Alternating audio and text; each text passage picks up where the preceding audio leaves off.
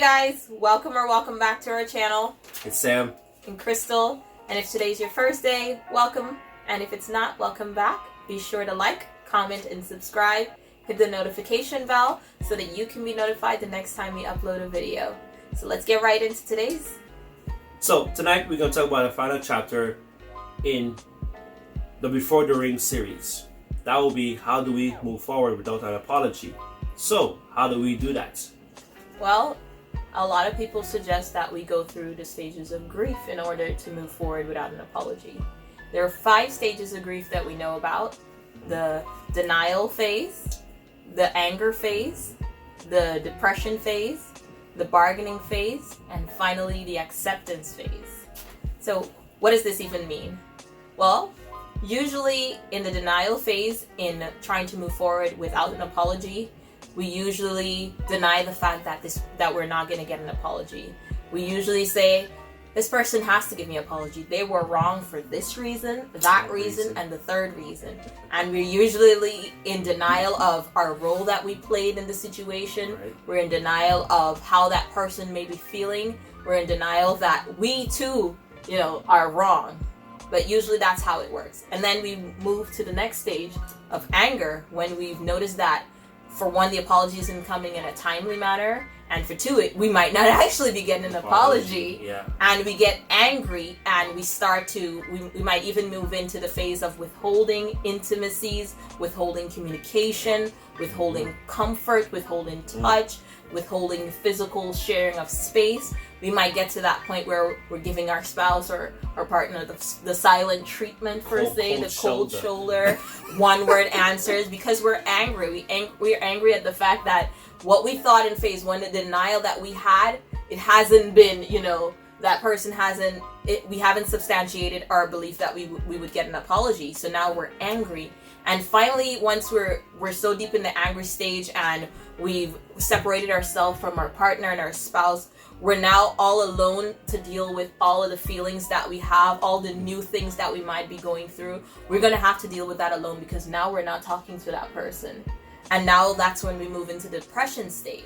We're now depressed because we don't have our friend to talk to. We don't have our partner to talk to anymore. We can't share the same intimacies that we usually share. We can't have our pillow time. We can't sit down and drink together. We're not eating together. We're probably not cooking for each other. There's a lot of things that's probably not happening. So now we're in the depression phase. We're feeling depressed. And finally, in order for us to get out of that depression stage, we start to move into the bargaining stage. And we start to bargain with and grapple with how we're going to get this apology out of the person. Now. Yeah, it's business time. We start to think about, okay, we might even approach the person and say to them, we can get over this if you can just say you were wrong for this, this, and this, we can move forward. Like, why can't you just say this? Why can't you accept that you were wrong? Why can't we move forward? You're the reason for this. Like, let's just do this and this and this, and we can move forward and go back to the way we were. This doesn't have to come between us. We start to bargain with that person so that, we start to come out of the depression stage. And you have something to say? Yeah. Not to cut you, because right there and then it could be like a spiral, because you coming off like that could start everything all over again. Exactly. And you never get to the core of the issue. Right. And a lot of times people say that you might need to go through these things multiple times, these stages a few times, in order to get the results of moving forward without an apology.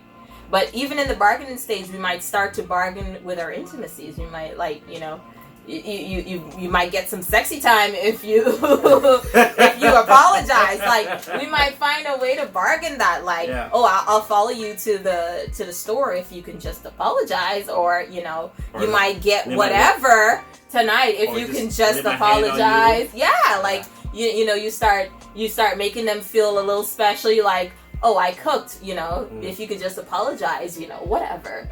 But she cooked? If you know Caribbean music, you know where that came from. Right? We're now done with bargaining. We've realized that, we've gone through the denial, the anger, the depression. We've bargained, and we still haven't gotten the results that we were looking for.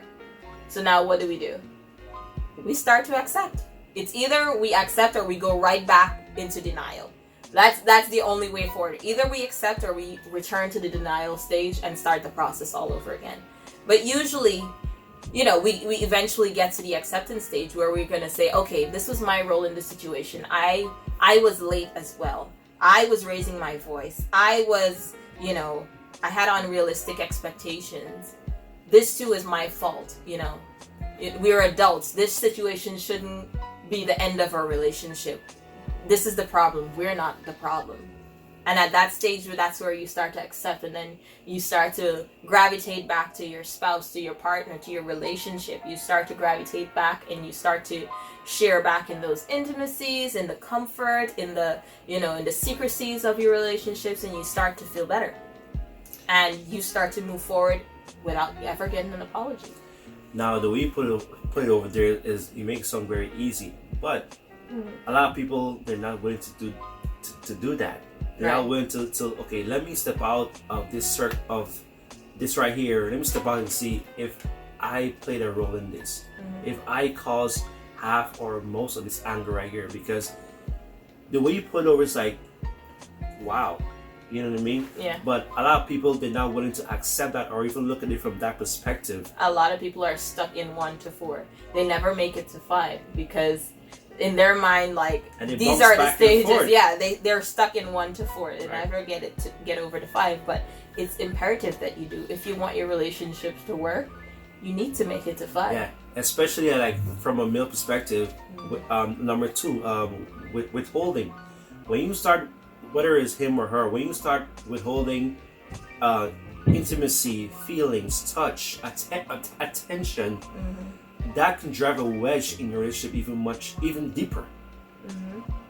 And create a bigger problem that was there. Yeah. Because now you allowed an issue that wasn't to reach that stage, enter that part of your life, and you know that part of life is very emotional and sensitive. Right. That's where you bond on a different level, on a spiritual level. Right. Guys, please, no one's perfect, but try not to allow that to happen in your life, in your relationships. Right. Yeah, that's true. And we recommend that you try to go through that even in your own head, even if you don't want to share it with your partner, that you're going through the stages of grief in order to move forward without an apology. Yeah. Like, go through those stages, get to acceptance. It's important to not live in the past. Like, sometimes we're so hard-headed and strong-willed in our belief that, you know, I'm right. What if you're right? You could be 100% right, and that person could be wrong. But if they die today or tomorrow, you know what I mean? You're still not going to get an apology. So find a way to accept that, okay, this person feels like they're right. I know that I'm right, but I'm willing to give into this. I'm not saying to be a doormat and to walk over and to be walked over all the time. Well said. But find a point in the relationship where being with your spouse and having a good relationship is more important than being right. You don't always have to be right.